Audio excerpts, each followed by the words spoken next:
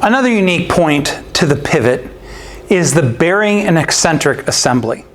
You see, the bearing and eccentric assembly, and I've got one of ours right here, is one of the most key components because this is what drives all of the cleaning. It's what makes the deck orbit, and if this doesn't work, your machine won't work.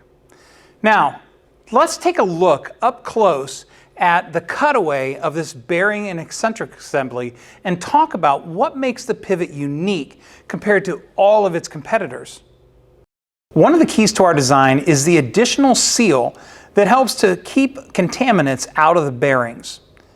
Not only does water have to get past two seals in order to make it to our bearings, but water would have to actually migrate up and over the seals to get into the bearings.